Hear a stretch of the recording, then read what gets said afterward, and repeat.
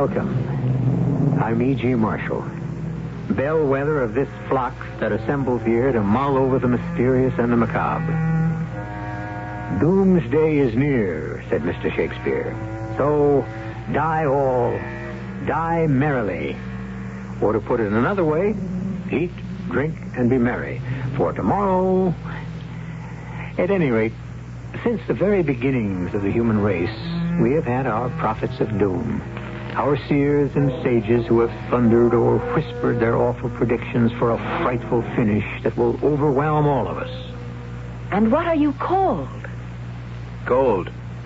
Gold. A very revealing name. Your hair shines like gold. What do I call you? You will call me Mistress, because you are now my slave. Do I have the right to know your name? You have no rights at all. As your slave, what am I supposed to do?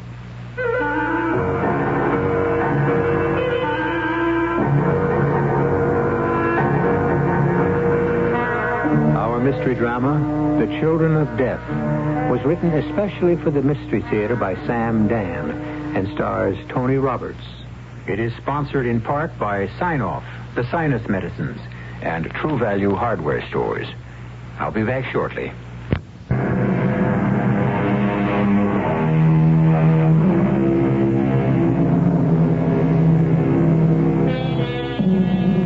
Nobody knows how or why it all happened. And actually, it doesn't matter.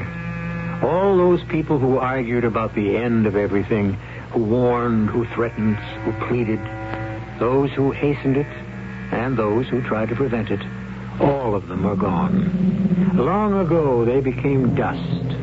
And long ago, that very dust has been blown into the skies and washed into the streams and the oceans. And who could ever find it today? For a few short millennia, they ruled this earth with their great tools of metal and fire, but they couldn't rule themselves. And when they finally turned on each other, it was awful to behold. They might have created a heaven. Instead, they produced a hell, and it consumed them. And now, others walk this world. My name is Gold. I am called Gold because my hair is yellow. It shines like that metal you can see shimmering sometimes in the stream. That metal, it's not really good for anything. You can't use it to edge or point a weapon. But it has such a bright and happy color. Like me. I'm not good for anything either. But I'm always bright, and I'm always happy. There are those who say that if I were not the son of the high priest, well, it's true. I'm no good at hunting, either animals or women, and I'm no good at reciting the law either. Speak the first holy principle. The first holy principle. Woman is the embodiment of all that is evil. Oh, yes, Father. Now I remember. Speak the second holy principle. The second holy principle. Birth and death. Birth and death. She lives but to bear a child, and when he enters the world, she must leave it. Oh, yes, that's right. Gold. Yes, Father. You are my son, the only son of the high priest. One day you will be the high priest. You must be able to speak the ritual. Yes, Father. Now, repeat after me. The third holy principle warns I must admit, I never could understand it. I never could see why we couldn't live at peace with the women. We were always raiding and killing and capturing them. And they were always raiding and killing and capturing us. And why? Didn't we need each other to make the children? I once said to my father, Why can't we and the tribe of the women live at peace? And he looked at me, and I could see the storm gathering in his eyes, and he shouted, Blasphemy! But, Father... Silence! I only want to know why. All that you need to know is contained in the 10 holy principles. But, Father, those principles don't tell me anything. Sacrilege! Father, it would seem to me that peace... Frozen! Sound the signal drum. Please, Father. Build the fire. No, Father. Bind him to the stake. Please, Father. We must purify you. No!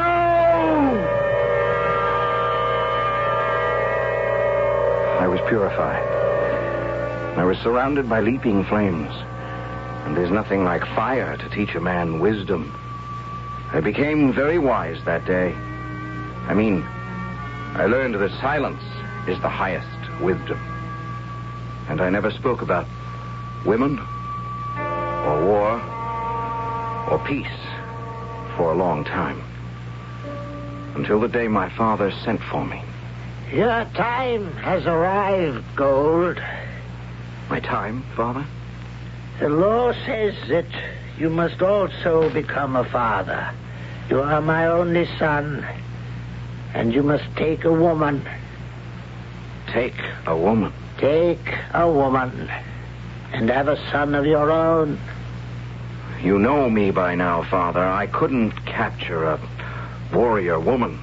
You shall not disgrace me. Your time has come to capture a woman. I'll be killed. Then you will die in the embrace of the gods.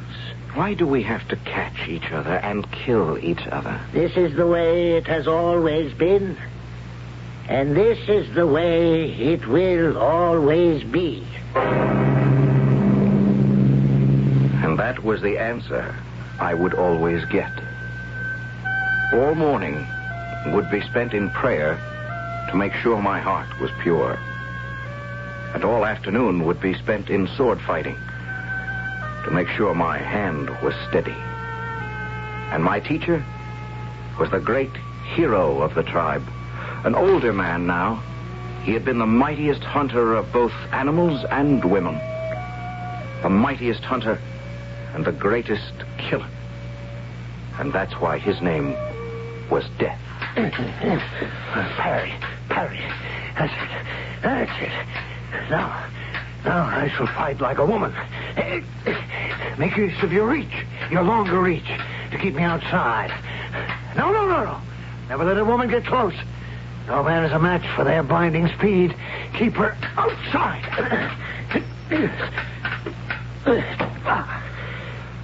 I'm sorry. You should be. You'd either be dead or a prisoner. I'm not very good at this. I would say you're hopeless. That's true. Yes, you could be very good.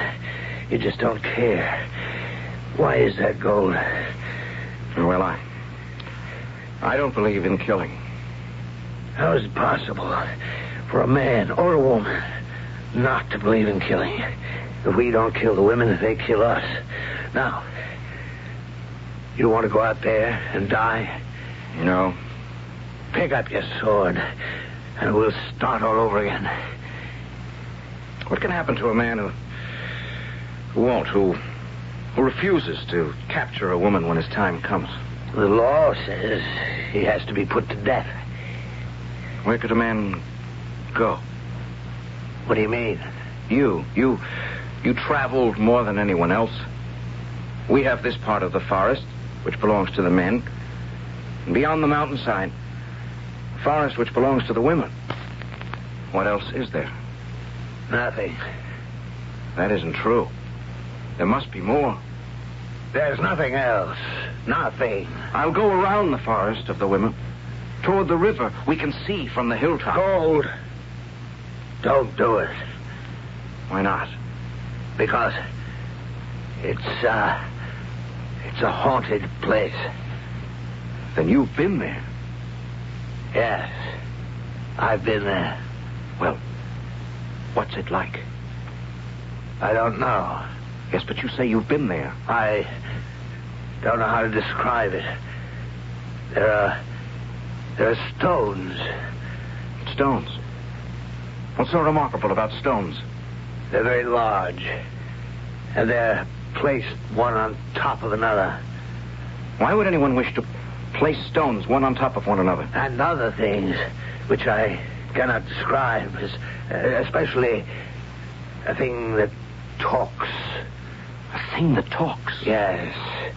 A thing in the shape of a square stone. Except that it is not a stone because it is very light to the touch. It talks. It talks. What does it say? It's blasphemous, so I must not repeat. Blasphemous? How? It speaks of men and women. And both men and women speak from it. How is it done? I picked it up from the ground, and as I held it in my hand, something moved beneath my finger, and the voices seemed to pour forth from it. But this is madness. Ask your father. My father? He was there with me. The high priest. Ask him.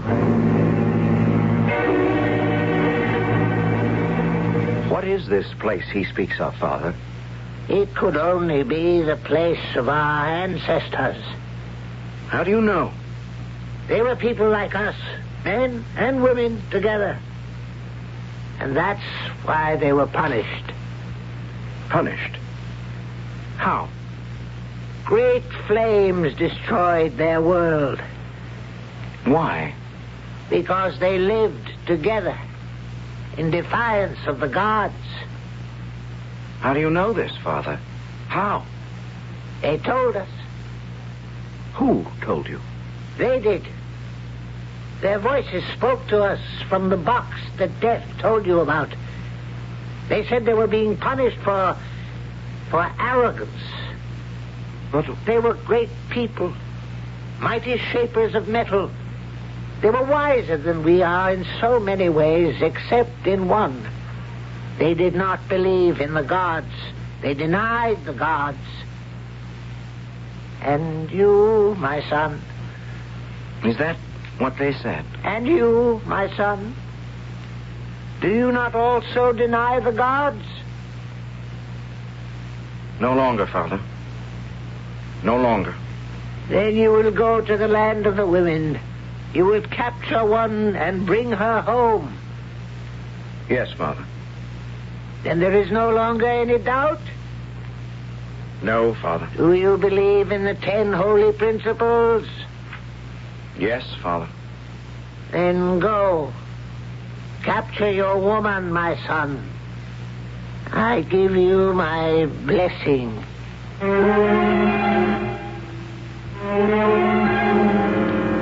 Well, the ultimate enemies, men and women.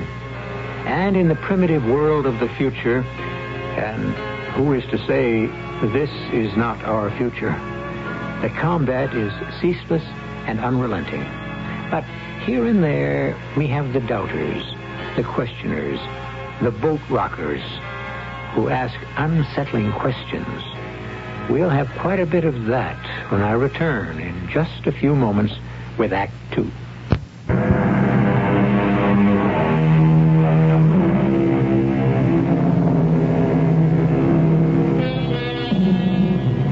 Our story has postulated a strange, savage world, far in the future, where combat is the order of the day, and the combatants are men and women. They capture each other, they use each other, and then they kill each other. And if you stop to think about it, actually, in a way, that's not too different from how things are right now. But why bother with truth when we can enjoy fiction? And so, I was pronounced fit and ready to capture a woman. And the tribe held a great ritual celebration for me. There were prayers and dances. Mighty tales were told of great feats by heroes who had already captured many women. And Finally, armed with my father's spear and sword, I was led to the edge of the forest, the forbidden forest, by my teacher and sponsor, Death. Are you frightened, Gold? No? Say the truth. Well, yes. Remember what I taught you. Yes, I remember. They're very good fighters inside. Never let a woman get close enough to use her dagger. I remember. No. No, you won't remember. In the heat of the fight, you'll do what's in your heart. I wish I knew what was in my heart. Before this night is over, you may find out. Slowly, I walked away from him, and soon I was alone. All alone in the forest. I'd never been alone in my life. And now, I was all by myself. How frightening it is to be alone in the world. What was to become of me? Now I had to kill or be killed. Capture or be captured. I'd never done anything like this in all my life. And then I heard it. The sound of a spear striking the tree I was leaning against. It landed scarcely an inch away from my throat. The entire spear had buried itself in the trunk. The shaft was still quivering. A powerful arm had hurled that missile. And then I saw her standing some 30 feet away. She was tall, like me, blonde, like me. She was wearing a shirt of fur, like me. And in her hand, she was holding the long, murderous, two-edged blade the women always carry. I missed you on purpose. Throw down your spear if you dare. Why? Why did you miss me? I want a capture, not a kill. Will you fight? Bad. Bad, very bad. No one ever said so out loud. No one would dare to admit it. But between us and the women, there was a kind of... Well, it was an understanding. If a man and a woman should encounter each other, and they felt they were evenly matched, they would pretend that they didn't meet, and go their separate ways quietly. You only risked combat when you felt you could win. The fact that she had decided to challenge me was a bad sign. Why couldn't I have encountered a small, puny woman? This one appeared to be so alert, so capable. But what could I do? How could I refuse to fight? Besides, she looked as if she could outrun me. You're not very good. I could have run you through. You should have learned to fight before you came out. This is too easy. Still, you're handsome. You should father a beautiful girl for me. But first, I must disarm you. I was a prisoner. There was no escaping my fate. It would be useless to try to run away. We had met in combat, and the gods had decreed the winner. There was nothing to do now but submit. What's your name? Gold. Gold. I see why. Poor Gold. Bright, shiny. But so soft. And what do they call you? You will call me mistress, because you are now my slave. Have I the right to know your name? You have no rights at all. Will you tell me your name? My name is Flower. Flower. Oh, I see you're easily amused. I don't know how it is among the women, but among us, a name describes a person. I'm like Gold. My friend is a great killer. He's called Death. One who runs swiftly is named Deer. It's the same with us. You're hardly a flower. Am I your first captive? Oh, no. And you won't be my last. I hope, for your sake, that you'll do better than the others. What do you mean? Oh, why do men talk so much? What does it matter? Come. We have a ceremony to perform. I was taken to the village of the tribe of the women. And it was very much like the place of the men. Like the men, the women lived in tents made of fur. Like the men, the tent of the high priestess was larger and finer than all the rest. And like ourselves, they had built a huge stake in the center of the village. If they weren't women, and if I weren't a slave, I would have thought I was at home. I was taken before the high priestess. She was a tall, handsome woman. You are. Gold. You are the son of... The high priest. A good catch. I give you my blessing. Well, that's a good sign. What are you saying? You're blessing me. That means... That means I wish you to be the father of a girl who will bring glory to her people. Oh. I had thought, perhaps, that you... You? You are of no importance, no consequence. You are merely an instrument. And when you have performed your mission, you shall be cast aside. You mean killed? These things are the will of the gods. As the son of a high priest, you should know that better than anyone else.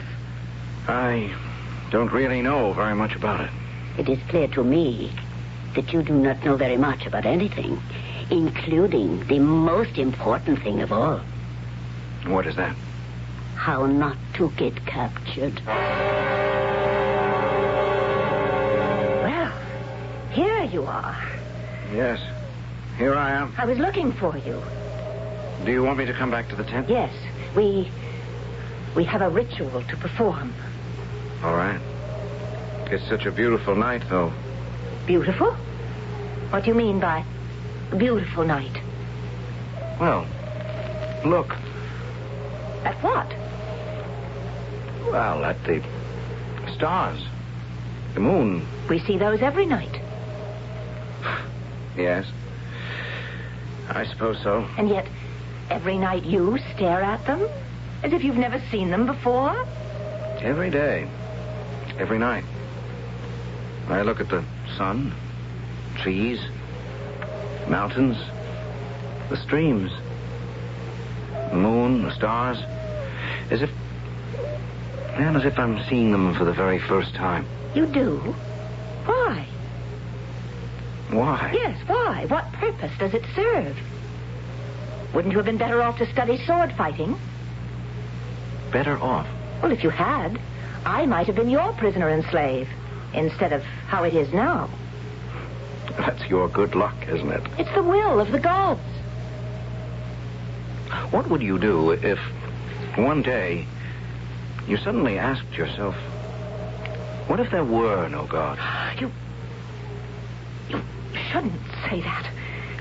Why not? Because you're very close to the next world. You know that, don't you? Yes. If I have a child, you'll die at the moment of its birth. If the child is a boy, it will be killed with you. How would you feel about that? Feel? These things are decided by the gods. And if by the time the first snow falls, there's no sign that I'm to have a child, you will be sacrificed to the gods in any event. Then I might as well be happy while I can. I don't think the gods want me to have a child. No? You're my... I have captured 5 slaves, and I've never... It's cold. There's a sudden chill in the air. Winter is coming. We should go back into the tent. You sent for me, priestess. The snow is underground gold. I know that. We will miss you. You will... I have never said anything like this before. How could I, to a man? But you are different. You make people smile. I wish I knew why. The gods, they made you different. They made you happy. Perhaps they should have realized this and protected you. Although I am not criticizing the immortal gods. And since I believe I'm due to see them soon, I'll tell them that. You must die 7 days after the first snow, since Flower is still barren. Prepare yourself for death. Prepare myself? What am I supposed to do to prepare myself? I cannot understand such a question. I would imagine that the best way to prepare yourself for death is to lead a long, full, happy life. What do you want me to do in a week? You're a madman. Do what is sensible. Prudent people always do. And what's that? Pray. Why? Do I have a chance to get the gods to change their minds? Pray that they will give you another life after this one, and that in time you will be born again, but as a woman.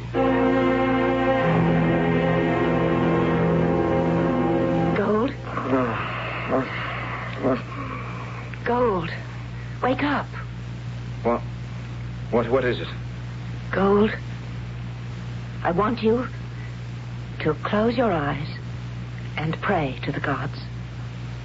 All right. But why? Because I'm going to kill you. You're going to kill me? I don't know why. Don't you have a reason? Pray to the gods to accept you in the other world. I know I'm supposed to be killed. Pray to be born again. But the week isn't over. Pray. I believe I still have 2 days. I could have killed you while you slept, but I wanted you to know why. Well, I appreciate that. You must know why, Gold. You must know why. All right. Why? It's because of the way I feel toward you.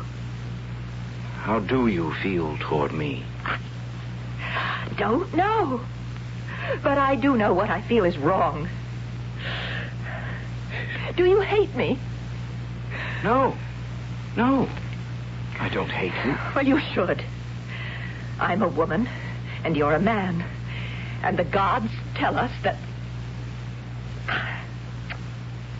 you have cast a spell on me. What do you mean? A spell? I have a feeling that it is new. Tonight I looked up at the moon and the stars, and it was as if I was seeing them for the first time. Everything seems different and exciting and wonderful. What have you done to me, Gold? I don't know. I've gone mad, and the gods are punishing me. For what? For not hating you, for not wanting you to die. And so, to prove to the gods that I still obey and believe them, I must kill you myself. Right here. Now. Flower.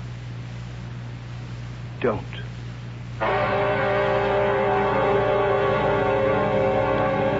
Whom the gods would destroy, they first make mad. And, in this case, angry. Well, these sworn foes, these warrior men, these Amazon women of the far and distant future, how can they finally resolve their differences? Or can they ever? The scheduled time for all resolution is, as you know, the third act, which I shall bring you here in just a few moments. Have you...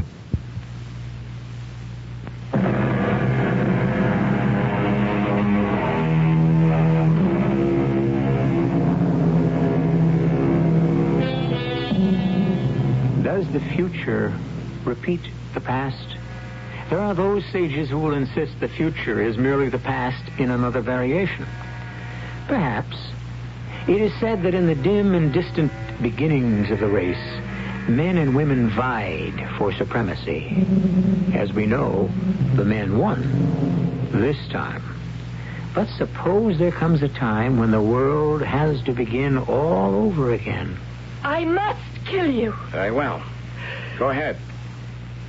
Kill me. It'll be better. Quicker. Easier for me than the stake. Go ahead. No. Why? I can't. I want you to. I would rather. I can't kill you, and that's all there is to it. Is this flower talking? Flower? Blood red flower? Something has happened to me. I'm frightened. Frightened? Of what? I don't know. I've never been frightened in all my life, and now you frighten me. Can you understand what I'm saying? Yes. No, I don't think you do. I don't think you can. But I do, because you frighten me, too. Gold? Yes. What are we going to do?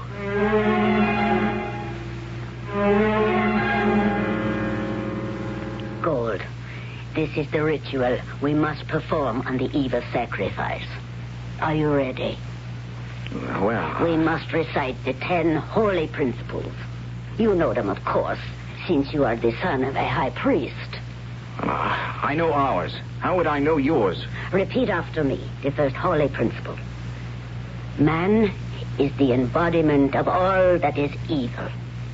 Woman is the embodiment of all that is evil. Do not blaspheme at this time and in this place. But, priestess, that is what I was taught. Woman... I am speaking of the law, as it was revealed to our ancestors. But I am only speaking the law that was revealed to our ancestors. Repeat after me the second holy principle. Man but lives to give woman a child. And when she enters the world, he must leave it.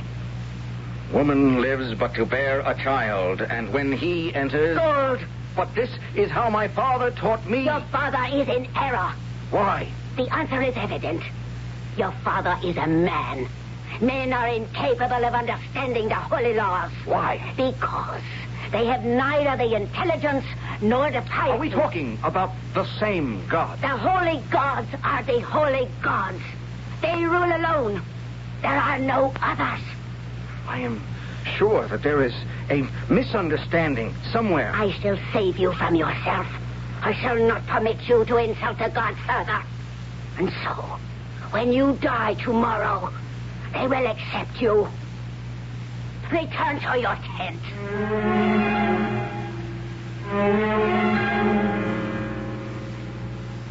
I've had other slaves.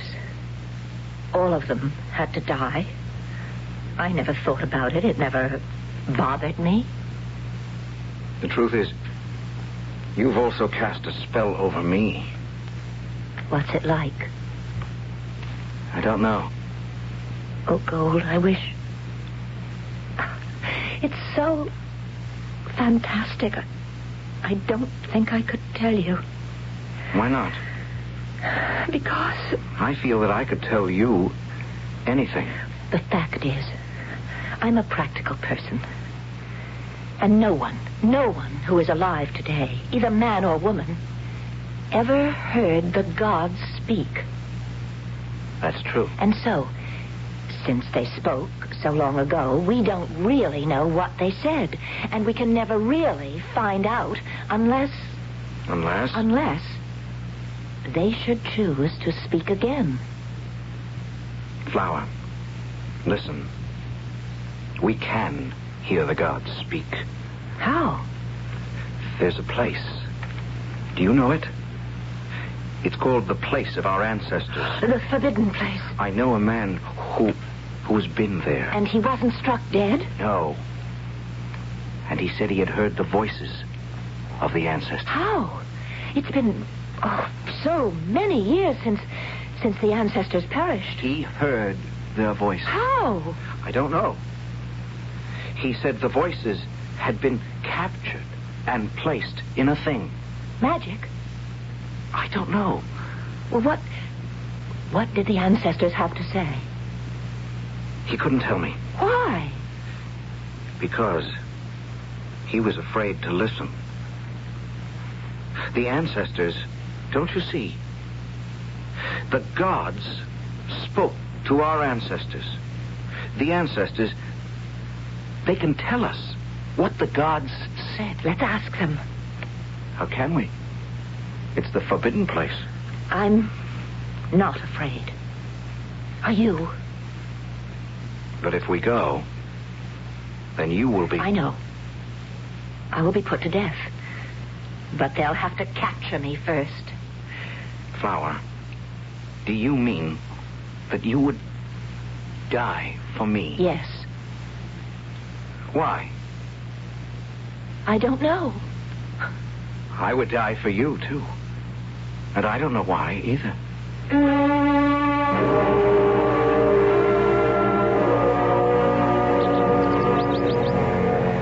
Are you afraid? Yes, I am. The ancestors lived here. The stones heaped one atop another, so high. These must be... what, tents? The ancestors made tents. Of stone? Yes, they'd be strong. One would be safe from attack. Yes, but that didn't save our ancestors. They died anyway. Why did they die, Gold? Why? Inside one of these tents is a thing shaped like a square stone. Must be the snare that has captured the voices of the ancestors. We must find it. And must we go inside the stone tents? Don't be frightened, Flower. I'm not frightened. As long as I'm with you. That's how I feel. What is this place? I don't know. I can't even imagine. Along the walls. Pictures, such as we try to draw on rocks with the juices of berries. And such pictures. These people. Our ancestors. Look. Men and women. Together. And children. Boys and girls. What does this mean? It means they sinned. And that's why they were destroyed. No. Why do you say no? But look at their faces. See how happy they are. These are good people. If they were good people, why did the gods destroy them? I don't know. If only... Wait a minute. You see that? See that thing? It looks like a square stone on the ground. Yes? That's where the voices are. How can we make it speak? My friend said he picked it up, and something gave beneath his fingers, and the voices came out. So, let me see. No, don't. Why? Why not? It might be blasphemy to touch it. But it's why we came here. Then, let us pick it up together. Now. Yes, I have this end. It's light. It's so light. Why doesn't it speak? Because something is supposed to move. Wait. Something has started. What's that? The gods. My name is David. My name is Lorna. Very soon now, we will have destroyed the world. It's the gods. The gods speaking. We had everything to live for. Every reason to be happy and prosperous. All we had to do was love each other. Why didn't we love each other? Why did we hate each other? Hate. Like an army of invading locusts that destroyed everything in its slow, deadly march across the world. In the end, hatred became the universal measuring rod. Hatred. It drove us all mad. And once we started to hate, we couldn't stop. Those who were of different colors hated each other. Those who lived in different places hated each other. The young and the old hated each other. And even men and women hated each other. And the circle became smaller and smaller. And finally, you had to hate everyone who wasn't you. But all God ever told us to do was love each other. And we didn't do it. We couldn't do it. And so, we destroyed ourselves. The bombers, the missiles, are now in the sky. I love you, David. I love you, Lorna. And I pray that God will allow our words to live somehow. And that sometime, someone will listen. We are the children of death. May you who hear this always be the children of life. I love you, David. What did she mean? What does it mean? Love. I love you, Flower. I love you. Oh. I love you, Gold. The gods didn't destroy the ancestors. The ancestors, they destroyed themselves. Just as our people will destroy themselves. Flower, we must bring this box back to our tribes, yours and mine. We must say to the people, listen. Listen before it's too late. But Gold, they'll only... Only what? Nothing. It doesn't matter. Gold, I love you.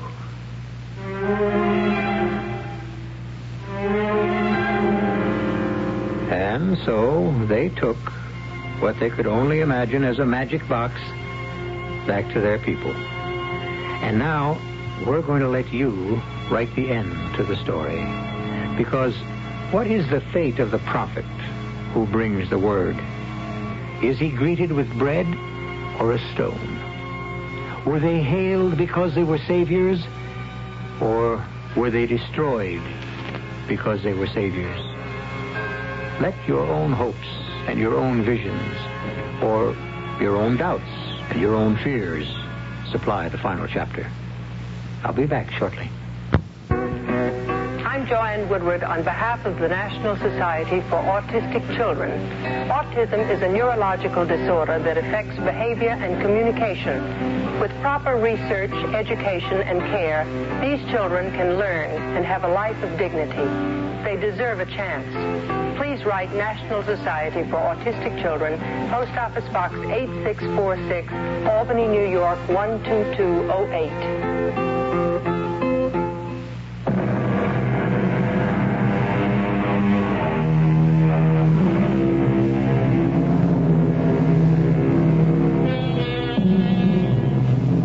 Unleashed becomes the master. Or, he who rides a tiger dare not dismount. Put it any way you please. Hate is a fire that requires constant fuel. And sooner or later, he who hates must finally be consumed by the flames. Isn't it simpler to love? Of course it is. And we love to have you here 7 times each week. Our cast included Tony Roberts, Marion Seldes, Evie Jester, and Robert Dryden. The entire production was under the direction of Hyman Brown.